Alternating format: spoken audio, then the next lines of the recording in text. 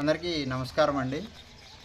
మనకి ఈ రోజుల్లో అంటే ఎలక్ట్రికల్ అంటే పవర్ కన్జంప్షన్ అనేది చాలా ఎక్కువైపోతుంది. మనం ఇంతకుముందు దీనికి సంబంధించినంత వరకు వాటర్‌తో మాత్రమే పవర్ ప్రొడ్యూస్ చేసేవాళ్ళము. ఇప్పుడు రకరకాల స్కీమ్స్ అండి.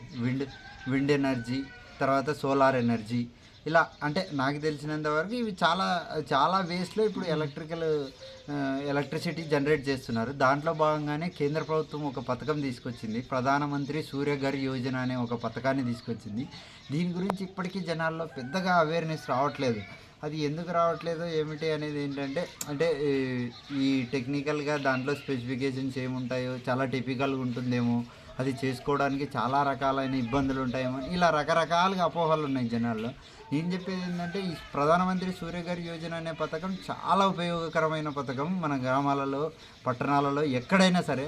దీని ద్వారా ముందుగా నేను తెలియజేసింది ఏంటంటే దీని ద్వారా మనం ఏదైతే సోలార్ సిస్టమ్ ఇన్స్టాల్మెంట్ చేసుకుంటామో దీన్ని చేసుకున్న తర్వాత మనం సోలార్ ద్వారా ఏదైతే ఎలక్ట్రిసిటీ ప్రొడ్యూస్ అవుతుందో అది డైరెక్ట్గా మన మీటర్కే కనెక్షన్ ఇవ్వడం జరుగుతుంది. ఆ మీటర్ నుంచి మనం ఏదైతే కన్జ్యూమ్ చేస్తామో ఆ యూనిట్స్ మాత్రమే కన్జ్యూమ్ అయ్యి ఎక్సెస్ యూనిట్స్ అందులో స్టోర్ అవుతాయి. ప్లస్ మన మన ఏపీలో ఉన్నటువంటి ఎలక్ట్రిసిటీ డిపార్ట్మెంట్కి అవి జ ట్రాన్స్పోర్ట్ అంటే వాళ్ళకి వెళ్ళిపోవడం జరుగుతుంది.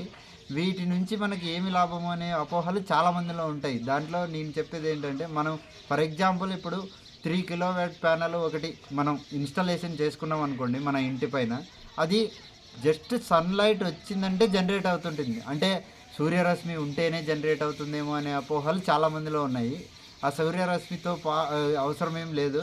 జస్ట్ సన్‌రైజ్ అయిందంటే ఎలక్ట్రిసిటీ ఆటోమేటిక్‌గా జనరేట్ అవుతుంది. నేను సేకరించిన సమాచారం ప్రకారం. నీ దాంట్లో జనరేట్ అయిన యూనిట్లు ఫర్ ఎగ్జాంపుల్ మీ ఇంట్లో ఒక 400 యూనిట్లు జనరేట్ అయిందంటే మీ ఇంట్లో కన్జంప్షన్ ప్రతి నెల ఒక 120, 150 యూనిట్స్ ఉంటుందనుకోండి. మిగతా 250 యూనిట్స్ ఏదైతే ఉంటుందో అవి మనము గవర్నమెంట్‌కి వాళ్ళకి ఎక్సెస్ యూనిట్స్ అన్నీ వాళ్ళకి ట్రాన్స్‌ఫర్ అవుతాయి. మన మీటర్ ద్వారానే. మనకి 3 మంత్స్‌కి ఒకసారి ఆ మీటర్‌లో ఏదైతే ఎక్సెస్ యూనిట్స్ మనం వాళ్ళకి ఇచ్చినామో ఆ యూనిట్ కాస్ట్ మనకు పే చేస్తారు. అంటే నాకు ఇప్పుడు ఉన్న సమాచారం ప్రకారం ఏంటంటే యూనిట్‌కి 3.6 రూపీస్‌గా మనకి పే చేయబడుతుంది. కాకపోతే ఈ 3 కిలోవాట్ అంటే 2 కిలోవాట్ నుంచి ఎంతైనా మనం ఇన్‌స్టాలేషన్ చేసుకోవచ్చు. మన యొక్క అవసరాన్ని బట్టి. అంటే ఒకరికి 2 కిలోవాట్స్ సరిపోతుంది. ఒకరికి 3 కిలోవాట్ సరిపోతుంది. ఒకరికి 4 కిలోవాట్స్ సరిపోతుంది. ఇలా రకరకాలుగా అంటే ఎవరి అవసరాలను బట్టి వారు ఇన్‌స్టాలేషన్ చేసుకుంటారు. ఇన్‌స్టాలేషన్ ఛార్జెస్ కూడా మనకి ఏదైతే ఉంటుందో అంటే ఇప్పుడు ఫర్ ఎగ్జాంపుల్ నాకు తెలిసినంత వరకు 2 కిలోవాట్ ఇన్‌స్టాలేషన్ చేసుకుంటే దానికి సంబంధించినంత వరకు 1,30,000 అలా అవ్వచ్చు. తర్వాత 3 కిలోవాట్ చేసుకుంటే 1,95,000 అంటే 2,00,000 దాకా అవ్వచ్చు. దీంట్లోనే మనకి ఒక 80,000 సబ్సిడీ ద్వారా మళ్ళీ మనకు వస్తుంది. మిగతాది ఏదైతే ఉంటుందో దాన్ని మనము ఇనిషియల్‌గా అయితే మనమే భరించాల్సి వస్తుంది. దీన్ని భరించిన తర్వాత ఏవైతే ఎక్సెస్ యూనిట్స్ ఉంటాయో దానికి గవర్నమెంట్ మనకి 3 మంత్స్‌కి ఒకసారి పే చేస్తుంది. ఈ పే చేయడం కూడా డైరెక్ట్‌గా ఎవరైతే మీటర్‌కి కన్జ్యూమర్ ఉంటారో వాళ్ళ అకౌంట్‌లోనే లింక్ అయ్యి వాళ్ళ దాంట్లో ఒకవేళ ఈ సిస్టమ్ ఇన్‌స్టాలేషన్ చేసుకోవడానికి మీకు ఈ ప్రొసీజర్ ఏదన్నా తెలియదు అనుకుంటే ప్రధానమంత్రి సూర్యఘర్ యోజన అనే పోర్టల్ ఉంటుంది. ఆ పోర్టల్‌లో మనం ఫస్ట్ ఎన్రోల్‌మెంట్ చేసుకోవాలి. ఎన్రోల్‌మెంట్ చేసుకున్న తర్వాత కన్ఫర్మ్ చేయాలంటే మన మీటర్ కెపాసిటీ ఎంత ఉంది అనేది చూస్తారు. అంటే మనం ఒకవేళ మన మీటర్ కెపాసిటీ జనరల్‌గా చాలా తక్కువగా ఉంటాయి. మనం ఒకవేళ అది ఇన్‌స్టాలేషన్ చేసుకోవాలనుకుంటే పవర్ ఎన్హాన్స్‌మెంట్ చేసుకోవాలి. లోడ్ ఎన్హాన్స్‌మెంట్ అని ఒకటి ఉంటుంది. దాన్ని ఎన్హాన్స్‌మెంట్ చేసుకోవడానికి మనం జనరల్‌గా మన ఏపీలోనైతే సెక్రటేరియట్ సిస్టమ్‌లోనే వాళ్ళు అక్కడ పోయి చలానా పే చేసేస్తే వాళ్ళు ఎన్హాన్స్‌మెంట్ చేస్తారు. లేదు పక్క రాష్ట్రాలు అనుకుంటే ఇప్పుడు మన తెలంగాణ గానీ, తమిళనాడు గానీ ఇట్లా వేరే రాష్ట్రాల్లో ఏదైనా ఎన్హాన్స్‌మెంట్ చేసుకోవాలనుకుంటే మీ సేవా కేంద్రాల్లో చేసేసుకోవచ్చు.